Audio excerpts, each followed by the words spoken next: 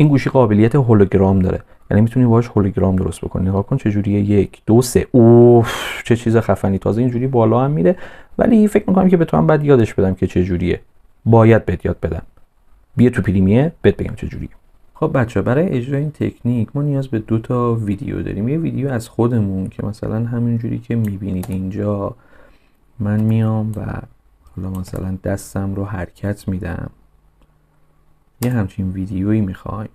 یه ویدیو هم اسکرین ریکورد میخوایم که از گوشیمون میتونیم اسکرین ریکورد بگیریم. نرم افزارش هم داخل خود گوشی هست، یا میتونیم یه نرم افزارهایی نصب بکنیم که برامون اسکرین ریکورد بگیره. من قبلا اینها رو آماده کردم به خاطر اینکه تایم ویدیو زیاد نشه و آوردم اینجا.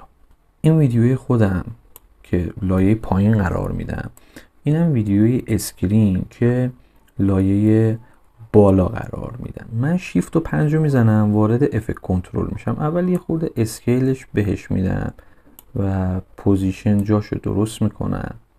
این اسکیل سایزو که خورده درست کردم، میام از قسمت افکت بیسیک 3D رو سرچ میکنم، این بیسیک 3D و اینو میندازم روی ویدیو. روی ویدیویی که انداختم این بیسیک 3D رو، میام از این قسمت پایین بهش زاویه میدم، اون زاویه‌ای که میخوام رو. ببینید این حالت، میبینید دورانی داره، این تیلت حالت بالا پایین داره و این هم بزرگ و کوچیک میکنه. من این رو تنظیم میکنم، یه خورده بهش از بالا دوباره اسکیل یه خورده بهش میدم، چون ببینید زاویه نگاه من به این سمته. این رو باید یه جوری من درست بکنم که زاویه این و زاویه نگاه من درست باشه. اوکی، این تا اینجا حالا خوبه.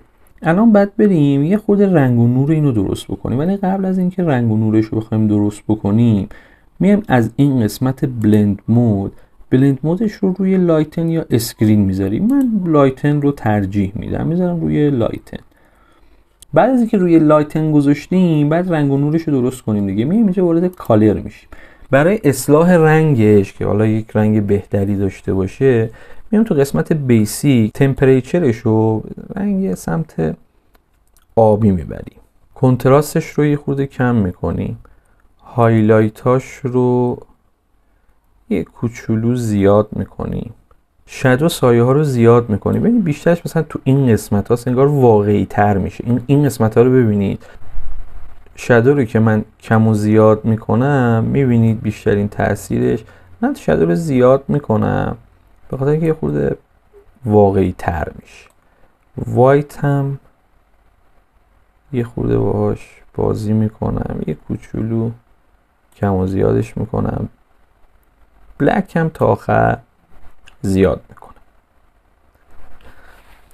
این به نظر من خوبه. حالا با سلیقه‌ای شما فکر میکنید که اگر یه جوری دیگه واقعی تر میشه، میتونید حالا تنظیمات رنگ رو یه جوری دیگه بذارید. البته من هایلایت رو باز یه خورده کم میکنم، خیلی زیاده هایلایت.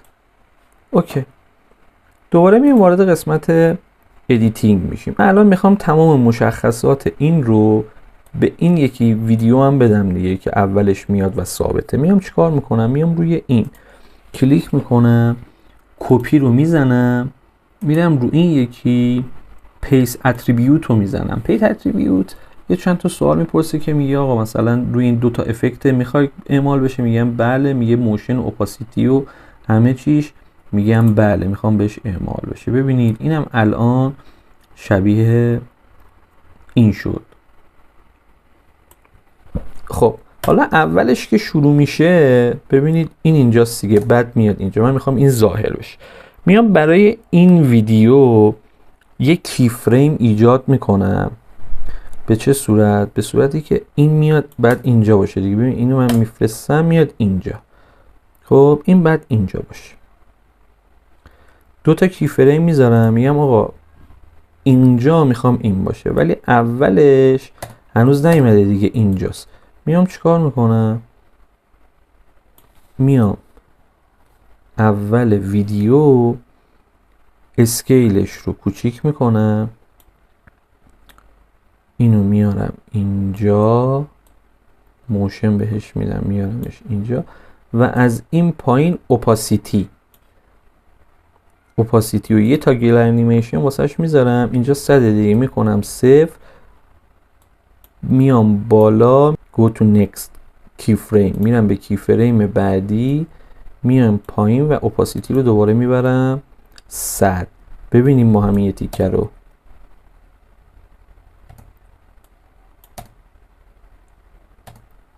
یه خورده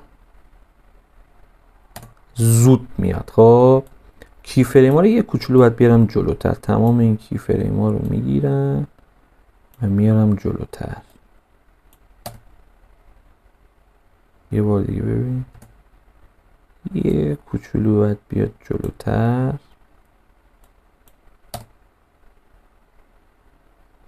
خب اینجا الان من به خاطر اینکه سرعت ورود باز بیشتر بشه تمام اینها رو در حالت انتخاب قرار میدم، کی فریم ها رو رایت کلیک میکنم و میذارمشون روی ایزی اوت که سریعتر وارد بشه.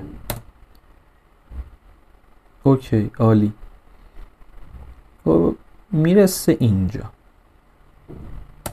خب من اینجا اچ رو میزنم، اینو میارم جلو، وی رو میزنم که دوباره به حالت سلکشن در بیاد. اینجا من دستم رو میگیرم. خب ببین اینجا من دستم رو میگیرم، میخوام اینو جمعش کنم دیگه. من الان دوباره بخوام اینجا هی به شما بگم کی فریم بذاریم و اینها یه خورده قاطی ممکنه بشه و یه خورده سخت بشه. میام خیلی راحت این ریزر رو برمیدارم از اینجا، این تیغه رو اینجا برمیدارم، دقیقا روی این یه دونه کات میزنم، آلت رو نگه میدارم، غلطک موس رو به سمت جلو حرکت میدم که بزرگ بشه قشنگ ببینم و دقیقا روی خط زمانم یه دونه کات میزنم. وی رو که زدم به حالت سلکت در اومد دوباره، ببین اینجا دستم میره و اینو میگیره. درسته؟ من میام اینجا یه دونه اسکیل، یک کی فریم به این میدم اینجا به اولش، دستم که میره یه دونه اسکیل بهش میدم و اینو میکنم 0. به کی فریم ایجاد شده یه دونه ایز اوت میدم که سریع انجام بده این کارو واسه من. دیدید؟ اینم یه هولوگرام نسبتاً ترتمیز. هرچی بیشتر وقت بذارید کارتون ترتمیزتر میشه. من خواستم توی زمان خیلی کم کلیت کار رو بهتون یاد بدم. مرسی ازتون.